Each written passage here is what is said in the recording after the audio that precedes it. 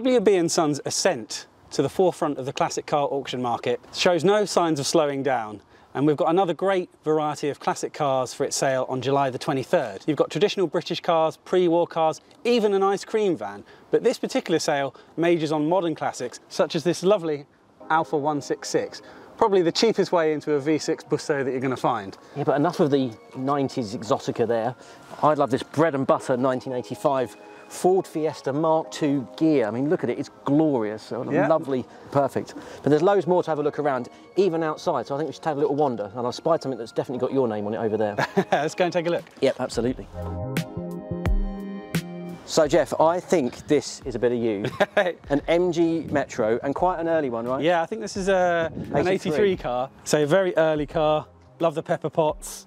The grey interior, the very first cars had a black interior. Opaline green. I think this is sensibly priced, and hopefully if someone takes this, I'd like them to do a sympathetic restoration of this. A real collector car, I think. It doesn't need a lot, does it? It's a pretty solid looking example. Well, it could be a rolling restoration, I think. And you being a bit of a number plate pedant, I quite like the fact it's got the raised number plate, 5 digits. Yeah, that's all right, yeah? I would not be changing that. No, I love the patina on the number plates. Yeah, absolutely. Let's keep wandering. There's some more stuff over here. So what about these? A couple of BMWs. Yes, we're a big fan of BMWs, obviously. Now, we do like an E24 6 Series, and that one looks like a potential project. Really early one, this. 1977, 633. Absolutely, but a realistic daily driver is right behind it. E39 525 Auto, beautiful engine. That's peak 5 Series for me. That's a really nice car. Really good. But if you really want something a little bit more mundane, I like the Orion DX, which is kind of a run-out model of the Mark II Orion with the 1.8 Dagenham diesel engine. And normally aspirated diesel as well. It's a normally aspirated 60 horsepower diesel. So a real powerhouse, that one. Exactly that. It's got 73,000 miles. It's a lovely sort of straight condition. And as a daily driver, sort of good fuel economy. Surely that's got to be one of the only ones left. But listen, I mean, there are plenty more desirable Fords in there, which we really must go and have a look at. Yes, we absolutely should. Lots of fast Fords here, Jeff. Yeah, it's a really, really good sale for hot Fords.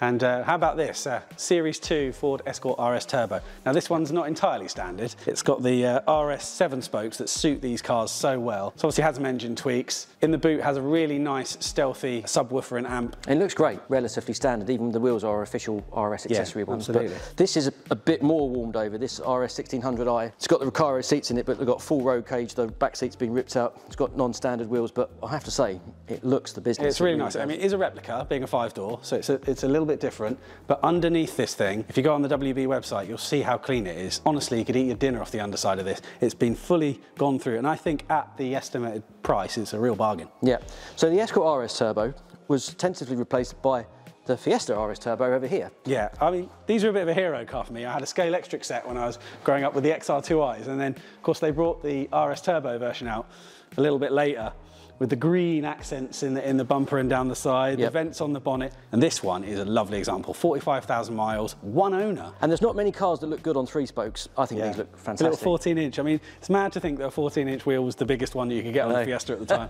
Looks like original dealer plates, really nicely detailed. Again, got the Recaros, the leather rim steering wheel. This one is true to factory spec, so really nice. Right, but for fans of the Sierra Sapphire Cosworth, you can get your spotter's guide out because there's 2 fabulous examples right here. We've got a later example here, denoted by the different lattice alloys, and we've got this 1991 version here. I really like this generation of the Cosworth. Absolutely. This is a 91 car, and this one's completely standard as well, so that's really nice. Maybe an emerging modern fast forward classic behind you?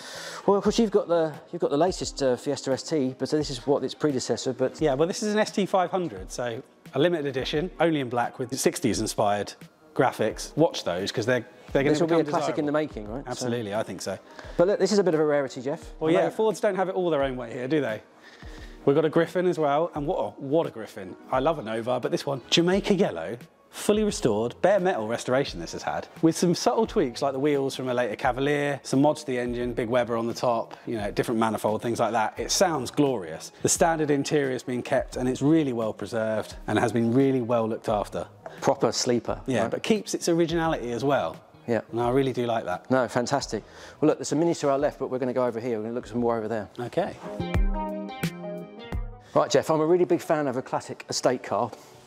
And this E36 325 TDS will definitely be on my watch list. Yeah, this apparently is one of only 3 that are licensed at the moment, so quite a rare car now. Built-in booster seats in the rear. This has basically had every option box ticked when it was new.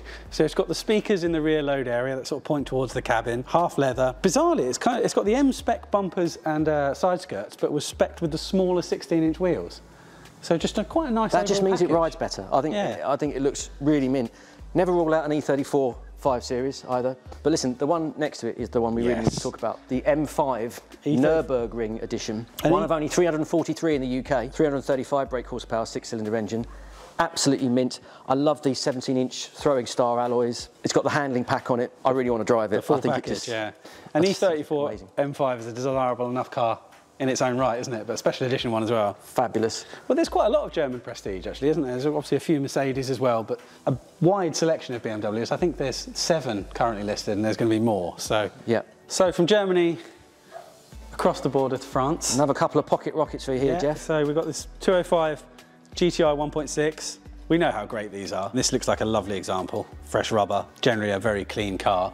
But what about this? Yeah, I'm more taken by this, the sort of spiritual replacement, if you like, to the 205. 106 GTI, only came out with the Phase 2 106. 15,000 miles from new. I mean, where are you going to find another like that? And it's totally standard as well.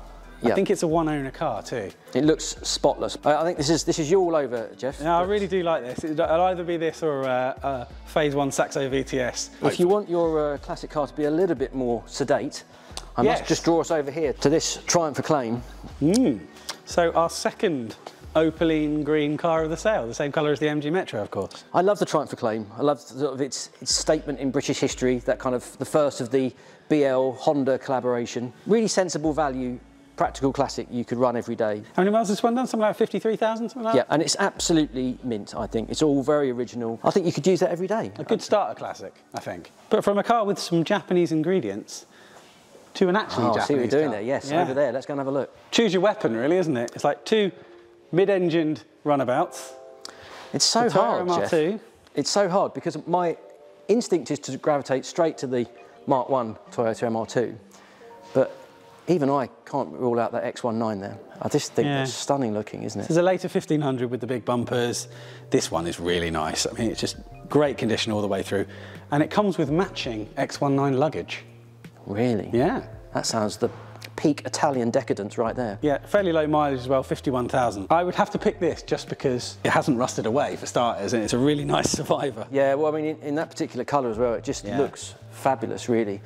And the MR2, still a lovely example. So many of these have rusted away, but that one looks particularly good condition. That's a real late one, isn't it? Just before the Mark II came out. Yeah, before it all went wrong with the Mark II. Controversial, but anyway. I actually really like the Mark II. I don't believe that, but anyway, I think that's really good. Anyway, loads more stuff through here. Let's go and check it out. Right, Jeff, time for a commercial break. Oh dear. Sorry, I said it. Escort van. Yeah, the ubiquitous Escort van. That's a very late one, isn't it? On a wire edge, because the commercials were the last ones to be built at Hailwood. Ah, okay. From an earlier Ford, look at that, Ford Zephyr pickup. I don't think I've ever seen a pickup variant. Me neither. And that looks to be in fabulous condition as well. Great camera car for Joe. I think that's what we need. But the one that's really caught my eye is this. I mean, there used to be a Bedford Chevvane on the street that I grew up in, and that was like sort of late 80s, and it was rough then. Lord only knows how this one has survived in such incredible condition. 1978, obviously based on the contemporary Chevette. It's just lovely. It was absolutely immaculate. I love the Bedford Road Call sign writing on the side, and just the condition of it all the way through. So we could get that and put some Classics World branding down the side. We could. We'd have to spend a pretty penny on it because it's estimated at 10 to 15,000. But we saw what those Bedford HA vans sold for. Who knows, you know, and I think this is really, really nice. Well, if you're waiting for classic commercial prices to cool down, something more refreshing. This is what you could go with, a nice ice cream van, Mark II Transit. Mark II Transit, last of the line as well, as a C-Reg. Bit of flaky paint there. Anyway, whatever. Falmouth Dairy, so it's obviously spent quite a lot of its time down in Cornwall, this one, so quite a long way from home, up here in the northeast. Well, despite being near the sea for so long, actually the paint's actually not too bad. There's a little bit of rust going on, but nothing you couldn't salvage. Of course, this is the last of the line Mark II Transit, as we said. An idyllic British seaside scene, and of course, the ingredients for another original British scene. The original British people's car. Yes. Austin 7 Ruby.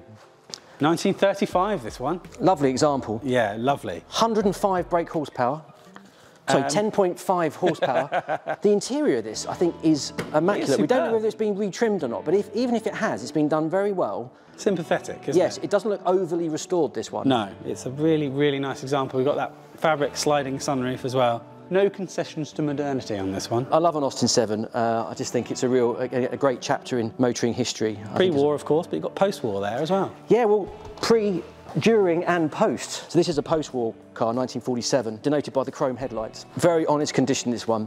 But again, we've spoken before in videos about sort of that pre-war era. Although this is 1947, this is very much a pre-war car. I think it's got charm in abundance. Interior definitely has got that kind of original patina about it, but again, I wouldn't do anything with that. I just think inside it looks fabulous. I mean, you couldn't get more contrasting from this Austin 8 to this rather Larry VW Beetle here. Yeah, this is supposed to be modified as a show car at some time in the past. I think it's got a 1.8 engine, so really sort of bored out. It wouldn't take much to bring it up to a modern show standard and get it ready for Volkswagen Show 2023. The whole sort of 2000s era of wild body kits and everything is kind of approaching its way back, so who knows? Could it be cool again? I think it could. I think so. I think it's sensibly priced as well, so I think if anyone wanted to take on a Beetle project and really turn it into a show stunner, this could be it, really. From one rear-engined car to another one.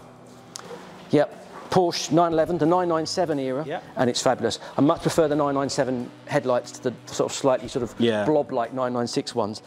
This being the Carrera 4, all-wheel drive, suddenly this looks really affordable and critically a very, very good car indeed. So for me though, my Stuttgart metal would be one of the Mercs. Well, look at this W108. I mean, it's absolutely beautiful.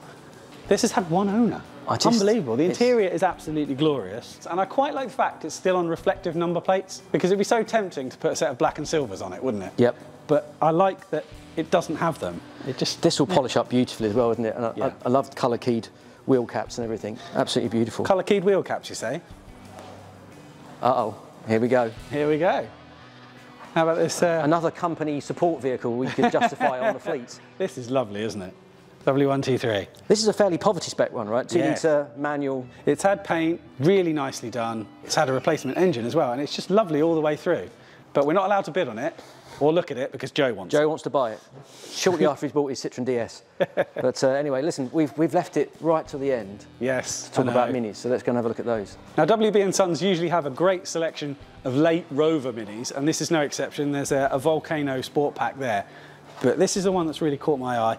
A 1967 Mark I Austin Mini Cooper, 998cc, the arch extensions and mini light wheels and the spotlights to give it a bit of a works look. It's originally white, but it's been repainted red, but all the original sort of Cooper features remain in place. The brocade interior, it's got the proper boot board with the boot brackets, the wiper motor has the correct date on it, the boot latch has the correct date on it, it's got the right 4 vent sills. Sorry, I'm going off on a massive geek about this, but I think this is a really nice example and makes someone a really nice car, and quite honestly, I want it. Even I can see this is just fantastic. What a great example. Really, I would like that, please. I mean, this and an abundance of other classics in this sale, and I think there's still more to come at the time of filming, so... Yeah. This is a really, really varied sale again, and you've got so many special cars this time. Head to the website. The sale takes place on July the 23rd, and happy bidding.